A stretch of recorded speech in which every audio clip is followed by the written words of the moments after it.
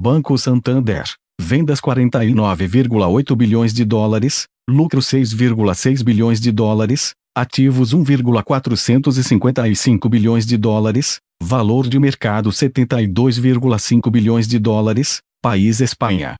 Banco de Comunicações, vendas 57 bilhões de dólares, lucro 10,6 bilhões de dólares, ativos 1,101 bilhões de dólares, valor de mercado 55,7 bilhões de dólares, país China.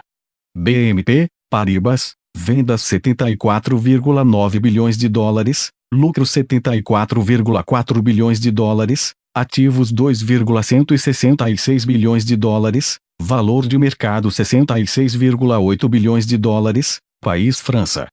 HSBC, vendas 70,3 bilhões de dólares, lucro 13,5 bilhões de dólares, ativos 2,409 bilhões de dólares, valor de mercado 133 bilhões de dólares, país Reino Unido.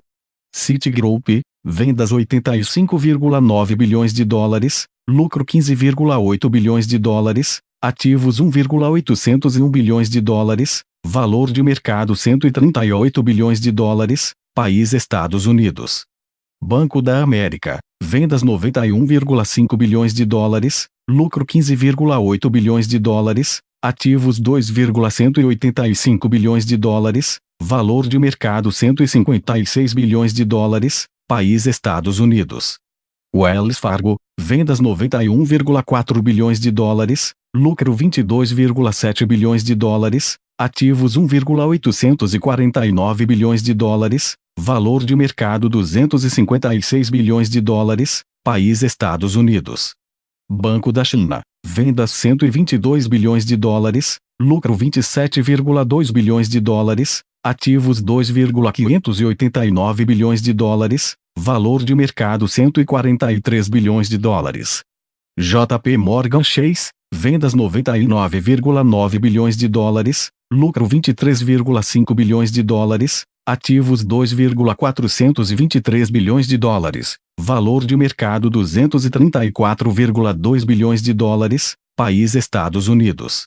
Banco Agrícola da China, vendas 131,9 bilhões de dólares, lucro 28,8 bilhões de dólares, ativos 2,739 bilhões de dólares, valor de mercado 152,7 bilhões de dólares.